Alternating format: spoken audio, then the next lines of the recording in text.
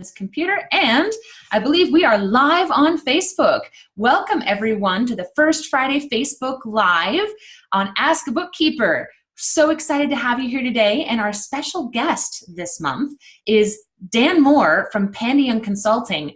Dan is really fantastic at working with tours and activities companies and also destination organizations on how to connect more effectively. They specialize in tourism strategy and working to raise the standards and quality and sustainability of the travel industry. Dan is a specialist when it comes to storytelling for small businesses. So we're really excited to have Dan on the call with us today. And we're also really excited because today is the very first time that we get to have our own procrastinator Gator on the show with us. Hey, Gator. Gator, I think that you're muted somehow. I'm not getting your sound at all. Yep. I see your mouth moving. It was working a second ago. Well, one way or another, we're going to get that figured out. And Dan, do you want to tell us a little bit about you and your business? Yeah, thanks so much for having me on. And I'm very excited to speak with Mr. Gator later. But for now, I will share just a little bit about myself. I live in Seattle, Washington in the United States, and I work in the travel industry. And a big thing that I've discovered over the years is just how important people's story is to whether it's a product that they're selling, an experience that they're sharing with the world. I end up meeting a lot of people that are like, I'm very excited about what I do. And then when you dive into why is it that they're excited, that's when all the magic starts to come out, the storyline. So that's a big part of what I do. And I do that through consulting and training and just general being someone who can listen. Oh yeah. It's all about Speaking the about story. listening. Yeah. Oh, hey, you hear me now? We can hear you now. Yeah. Hey, everyone out there in Facebook land. It's so good to see you, or rather be seen by you. We have a great crowd of viewers today. I see James Anderson, Jennifer Wee, Jerry Varner, Stacy Segan, and that's all on Zoom here. So we might also have more people watching us live on Facebook, which is really exciting. That's because you told people I'd be on. I think that that's a big part of it. Hey, Matthew Hegem signed in. Woo!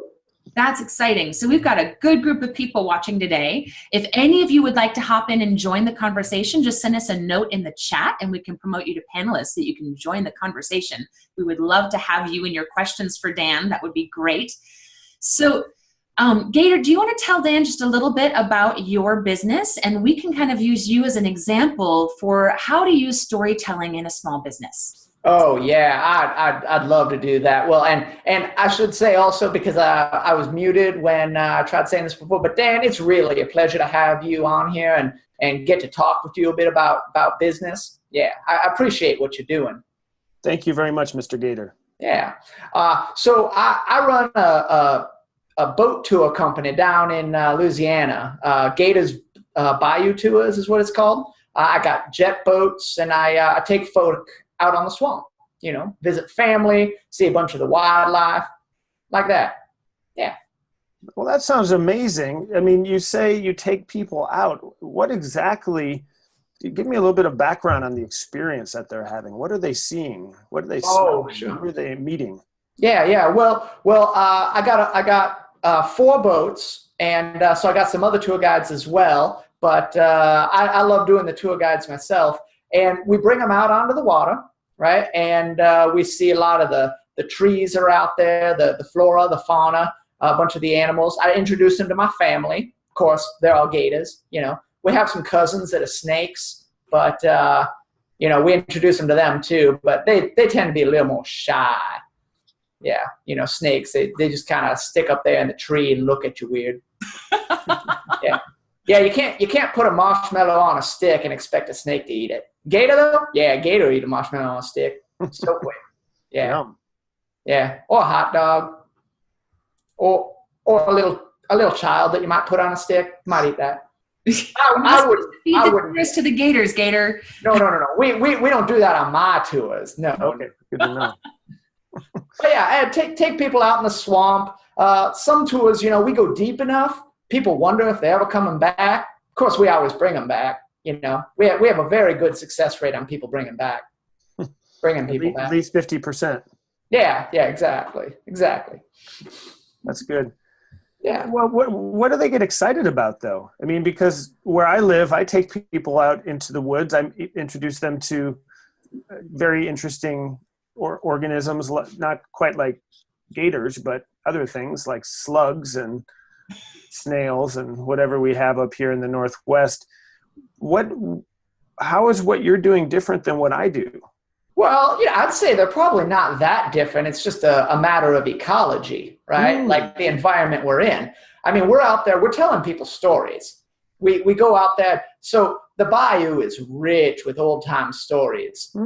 Yeah. And so I'll bring people out and tell them about maybe prohibition days. People had stills out in them waters. Yeah, hiding out there from the lawman. Yeah, I'll let you in on a little secret. People still got stills out there. Whoa. Yeah. You just told the entire world. Yeah, well, I didn't tell them where they are. Oh, good. Yeah, and that's another thing. You don't want to go into the bayou without a tour guide. Yeah, if you ain't been there before. So that's what people get excited about. It's dangerous, for one. There's a lot of dangerous animals out there. Yeah, and a lot of rich stories. And you can tell people stories about the dangers. You can tell them about the romance. Oh, the twinkly lights at night. Some of the night tours are some of my favorites.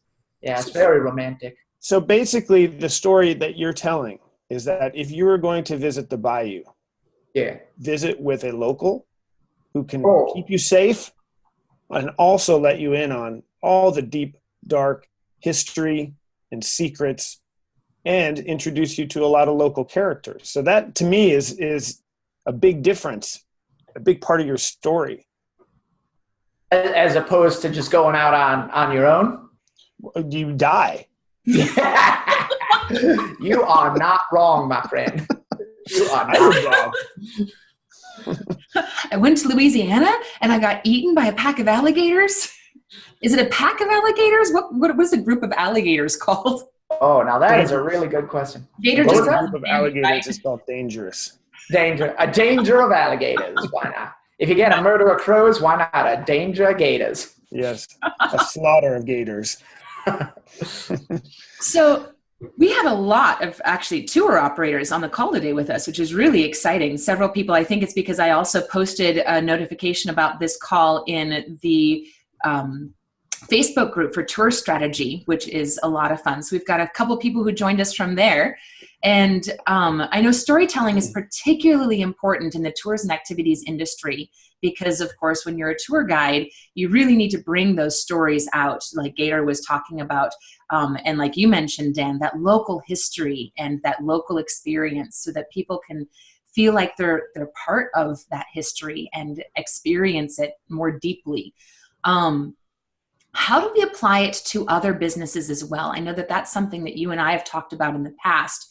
When it comes to really any small business, how can we connect more effectively with our customers and even with our team, our employees? I think a key point, and we've been discussing over the last, 20 years as commerce has changed dramatically. You read these tragic stories, not so tragic for those of us who are not big fans of shopping, but you hear about shopping malls, for example, going out of business, even brick and mortar stores in general struggling. And I think the key way that the success story that we're starting to see come out of the ashes of what seemed to be such a depressing story is that those businesses that are surviving are the ones that are figuring out a way to tell a story about what they offer, even if it's a physical product. But it's all about how you experience that product. How does that product or experience connect to you as the business owner? And we're learning that those businesses that are not just surviving but thriving are the ones that have tapped into something that presents how they are unique, how they're different, how they're special, and provides something unique, special, and different for the consumer that wants to be a part of it. In some cases, it's not only just providing something, but inviting them to be a part of that community, a part of that family. So in the tour space specifically, of course, that's more obvious because we are bringing people to a destination, and a big part of the reason why people are going there is they want to learn and they want to connect. But even in the tour space, we often get stuck on the logistics. on day one, we go here and we do that. We stay at this hotel and we eat at this restaurant. And well, those things are important for somebody when they're dealing with logistics, and they obviously need to make sure that the trip meets their standards. What they're really excited about is the story that they're going to be immersed in. Who are they going to meet? Why might they come home more inspired and more transformed and ready to do something with their life? And so I think whether you're a travel business, whether you run a retail shop, any of those things, it's about figuring out who you are, what purpose you're serving in this marketplace, and then connecting with people.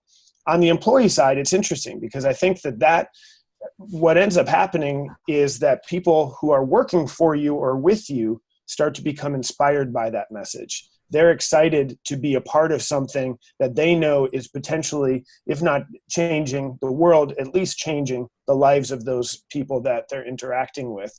So it helps to get them invested and excited about it. So I think those are several ways that really having a solid story is going to benefit the business. Fantastic. Yeah. I love that. I like that a lot. Especially what you were talking about, showing how a particular operator is unique. I think that's really important. Well, in your case, Gator, I mean, I'm pretty positive that there are other people offering incredible trips and tours into the Bayou as well. Oh, absolutely. And so once we start looking at how each one of those fits in within the overarching story, you come to realize that your colleagues are not necessarily competitors, but partners, collaborators at just another way to tell the unique and special story of that area. Now, your specific way is probably the most unique because I don't believe that there are any other Gators that are doing that professionally. You got that right. Exactly. But your story benefits the other companies as well. If people have an amazing time with you, they're going to go home and they're going to share that. And pretty soon your destination has 10 times more people wanting to go. Now, which brings up a whole other issue of how many people can we actually fit in places. And so, don't be too good. Right. Yeah. Well, and you're absolutely right about that. It's not a competition. We got other people, there's certain rivers that are better to dock in than others down there in the bayou in my area. So we got several companies right along the river within a couple miles of each other, right? And we're all friends. We work together. We each season we tend to lay out the maps, see how the bayous change for one, but then we lay out our routes. These are the places I'm going to go. These are the places you're going to go. But then even more so, throughout the season, sometimes we'll trade off. One company might have a tour operator that's out sick, and they might ask us if we can bring one of ours. So, I might go over and help out one of my neighbors, and I might take them on one of my tours. I might take them on one of their tours. Either way, it's going to be a great experience for them, and we're all working together. That's right? exactly it. Yeah. It's a big difference, I think, between certain industries, especially smaller businesses versus larger companies where there's just a different philosophy. Yeah. We've got a couple great comments coming in from our audience. Stacy Seguin says, I love what you said, Dan, knowing who you are. I've been saying that for years. If you don't know that, you leave the defining up to your clients and your vendors, and then they can drive everything you do instead of you driving what you do for them. So I think that leads really well into the idea of why are we doing what we're doing? That power of why, kind of like Simon Sinek says, what's your why? And understanding our deeper vision, mission, and purpose behind what we're doing, our purpose on the planet, and letting that purpose really drive us, which is so good. And we also had a great comment from Mariette on Facebook. She says she needs to hug Gator very soon and wanted a bit more information about Gator's story. So for any of you who did not see the introduction video for Procrastinator Gator, you can find that on YouTube. It is pretty fun. Yeah. Learn all about Gator's backstory, where he came from, and a little bit more about his business. So, and I would like to know a little bit more about Miss Mariette. Are you flirting with the audience, Gator? Well, yeah, of course I am. You're as bad as Penny. Penny always flirts with our guests. Where's I'm missing Penny. You'll get Penny another time, Dan. Okay. Yeah. You know, like we were talking about, tour operators might sub for each other. I'm subbing for Penny today. Yeah, Penny had to work today. Yeah. Well, somebody's got to work. Yeah, That, she had a big puppeteer only has 2 hands. Right. 2 hands and 1 voice. So getting back to our conversation of storytelling and that why, Dan, when a business is trying to figure out where to begin crafting their story and how to, I guess, sharpen that skill, how do they start? I think the first place to start is their own motivation. What inspired them to do what they're doing? That's obviously most powerful and probably easiest if you're doing it for that lightning rod of inspiration. You know, if what you're doing is a part of who you are or where you grew up. So Gator, for example, perfect example. You grew up in the bayou. You are from that place. Your friends are all around there. It's a logical experience that you would provide to show somebody around your backyard and Right. to teach them about that. So if you are fortunate to have some kind of an experience like that, then that could be a very logical story that you would tell. Now, not everybody lives in the place that they grew up. Some people come up with ideas that don't have anything to do with their heritage or their upbringing, but it's just something that they're passionate about. So then you tap into why did you get inspired to do that? It's a key. I think you asked the perfect question of why. I always ask that question. When I deliver trainings, for example, I always start with the why. Why do I think what I'm about to share with you is important? So similarly, if you're leading a trip into the bayou, you might start with that question. Why do I think bringing you here is important for you as well as it is important for me? And again, you start to hatch that story right from asking that question from the very beginning. Why is it that I'm passionate about travel and tourism? Travel and tourism has a ton of drawbacks. It's huge impacts on the climate, on impacts on communities, on cultures, on the environment. So why would I care? Why would I want to encourage people to travel? So then you start with the other side of that story, which is what are the benefits when I go and visit Gator in the bayou? I might learn about that place. I might be inspired to come home and protect it. I might have a better understanding of alligators, for example. You know, here I might be terrified of you thinking that you're the most dangerous thing on the planet. After meeting you, I discover how beautiful and special you are, that you've been around since before the dinosaurs. So there are many things that can come positively from really connecting your consumer to that story that you're telling. Oh, yeah, absolutely. Well, and what you say about the story, I was thinking about my own story for my business, like how I got started with this.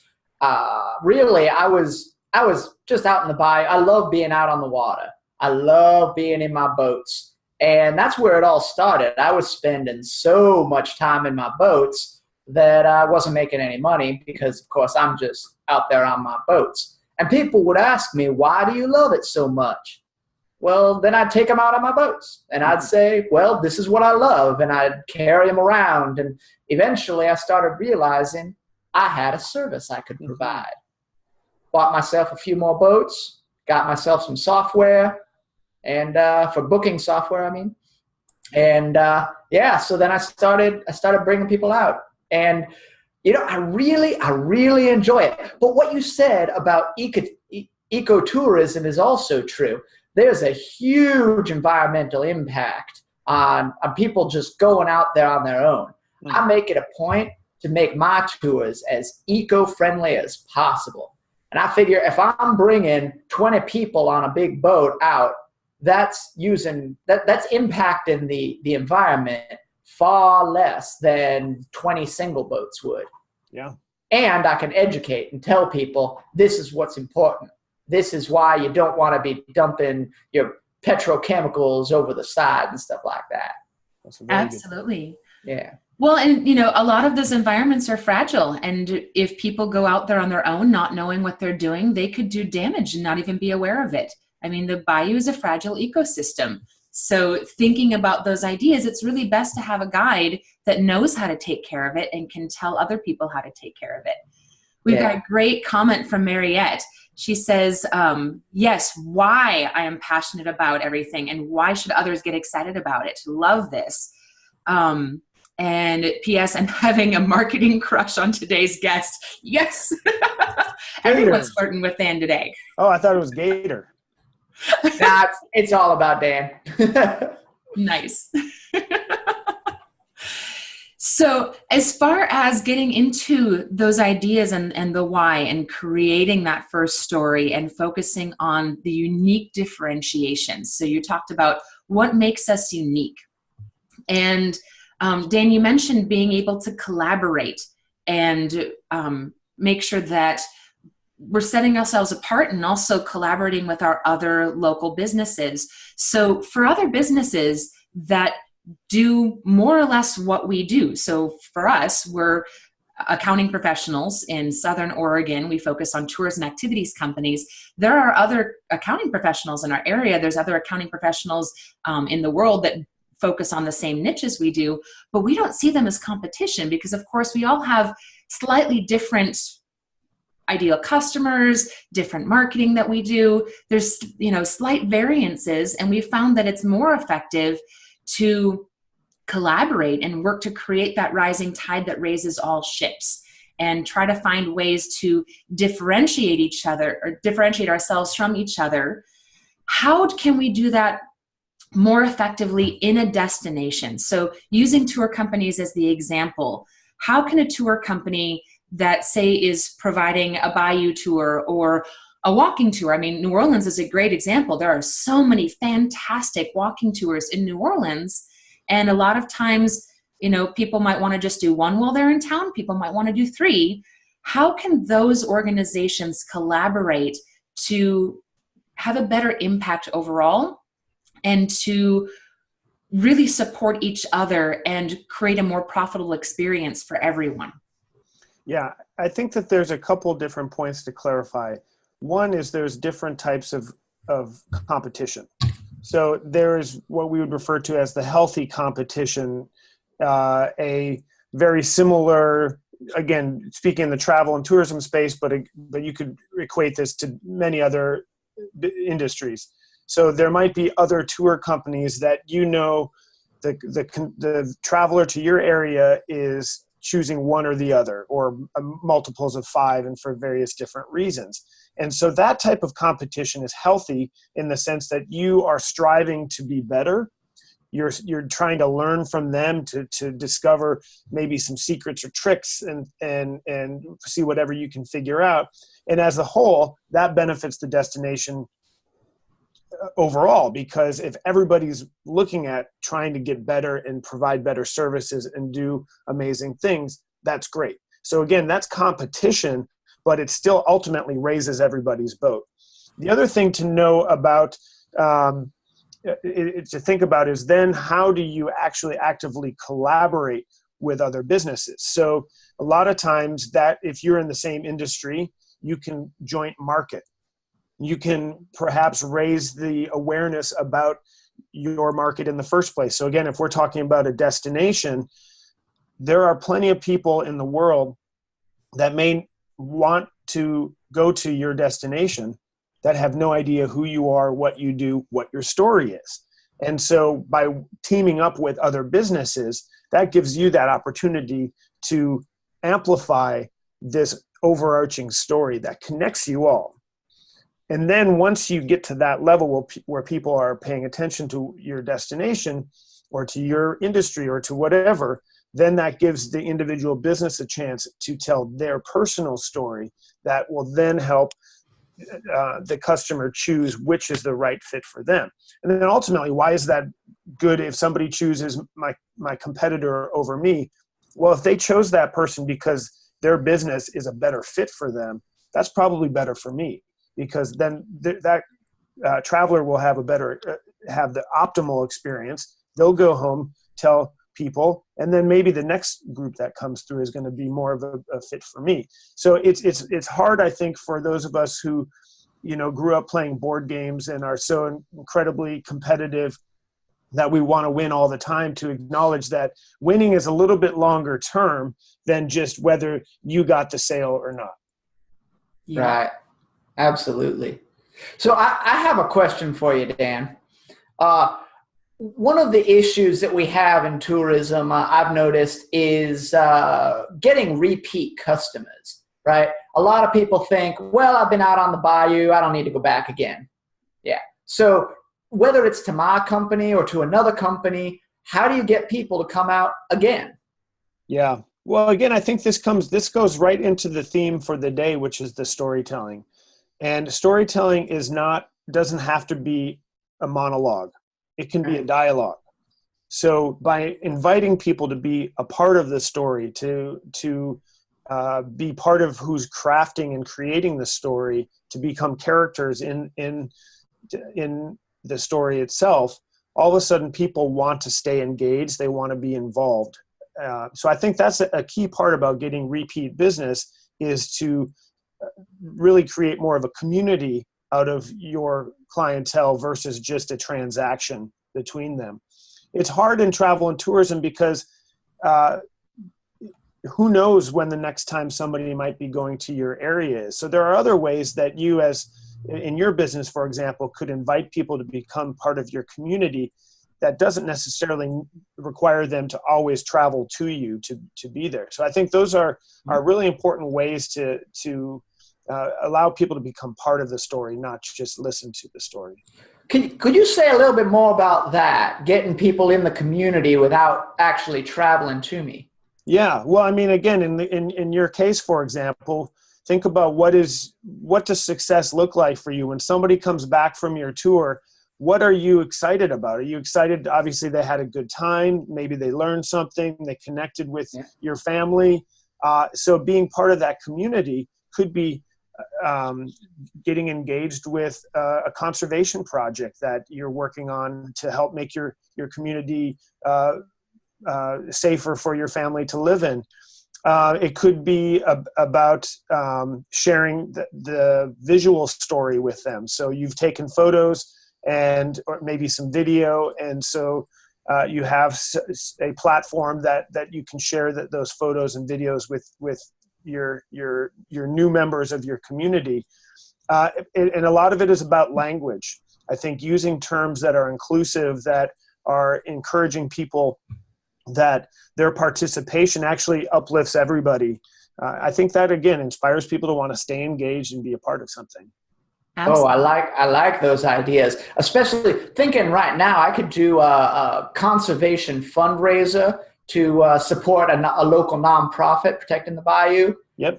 And I could even have some gifts for that, some videos or photos or for maybe top contributors, maybe even some free tours or something like that. Yeah. And again, that's a great way to get your other tour companies in your area engaged in something. And it sends the message that this is more than just commerce. This is about making the world a better place. Yeah. Well, and that's where it comes to working with your DMO, your destination management or destination marketing organization, because you can work together to bring more people to your area in general, which creates more business for all of you, so long as you're doing it in the right way and that those people are actually using your tours, not destroying your environment. Right. And I love what you said about making sure that the experience is the right fit for each customer. That is so important. It's all about the customer experience. And really, when it comes down to it, if somebody else is a better fit, let the customer go over there, because there's going to be another customer that's a better fit for you. And if we're directing the customers towards the best fit each time, that is what is really going to create those matches made in heaven. Mm-hmm. We have a great question from a member of our audience, Matthew Hegum, who has actually been a guest on our show before. He's also a wonderful marketing specialist. Asked about, with the idea that we've all heard before that there needs to be about 7 impressions before a prospective customer may or may not decide to buy. And Dan, you were just giving some really great information on some of the customer, essentially aftercare, to ensure that the customer stays engaged in the community and might become a repeat customer. How do we most effectively tell our story over time and through multiple sources of media, recognizing that those first 7 impressions might need to be offline, online, and through various places? I think one thing that's very important, and I'm a great example of this. I get jaded very easily. I get very cynical when I'm over marketed to. Even companies that I believe in, I sometimes start to get skeptical. This is an aside, but I just learned that Yvon Chouinard is a billionaire. I all of a sudden stopped, very briefly, like, that's not the story that I read about in the Patagonia catalog. I'm probably the worst customer of all in that sense, which gives me an opportunity to really understand who are these people that we might want to get in our community. So I think the big component is really work hard to tell, and hopefully this is a truthful story, that you're committed to this whether you're doing commerce or not. So Gator, you live in the area that you bring people to. You are committed to tourism being positive for your environment. Oh, for sure. Yeah. There are ways that we can share stories and messages that reinforce that message that we're trying to give, that definitely plant the seed that this is a company I want to be a part of, that doesn't necessarily have anything to do with what you're selling. So, for example, I often recommend people using a social media strategy that is getting information about other companies that are doing things similar to you. Again, it seems like you're promoting a different company, but what that does is it sets the message that this is our values, this is what we care about, this is why we're doing this business. So that's going to help me to trust them even more. A bicycle tour company that is based here in Seattle that I've worked with, they send out training emails. In their emails, it's not just about come on our tour to Utah and do amazing things, because it's like, okay, when I'm ready to go on bike to Utah, I'll probably call you up. But in the meantime, for me to want to stay on your email list, they're sending me something useful, something that's going to help me in training and getting ready for the next time I might want to take a bicycle trip, nutrition and diet. And I think that that's really, you're providing more than just the commerce space. You're providing something valuable to that potential customer. So to me, those are really important ways to get people engaged in your community, so that when it is time for them to take that, whether it's a bike tour or it's time for them to buy a new puppet or a piece of artwork or whatever, they're able to, you're going to be front of mind in a way that doesn't annoy them. Right. Puppets aren't bought, they're born. You're right. That's right. That's right. I'm so sorry. Crafted with love and care. Thank you very much. One could say artwork is born too. It's also crafted with love and Puppets care. are people too. Thank you, Vanessa. Thank you, everybody. Yeah. So I like that idea you're saying, Dan, about providing something of value free of charge. Just you sign up for the email list and I give you something. Mm-hmm. Like every week, every month, however often it comes out. And that gives value, and it also keeps the business top of mind for those people. Yeah, that's great. It's another venue of telling the story as well. Again, if the key part here is you want to tell the story that differentiates you, that connects to your soul and your passion, it's just another way to demonstrate that, even if it's not showing exactly what you're selling. Yeah. Wonderful. Wow. Well, fantastic. It is a few minutes past the hour, so I want to wrap this up. And I think actually one of the best ways to wrap it up, Matthew posted a fantastic quote that I think sounds like it's going to be his prime takeaway. He said he loved what you were saying, Dan. Storytelling doesn't have to be a monologue. It can be a dialogue. He says that is so tweetable.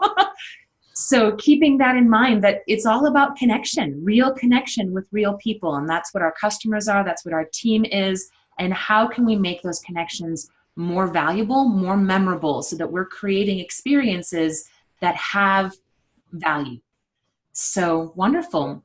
Any last minute aha moments, takeaways, one key thing that you want people to remember, Dan?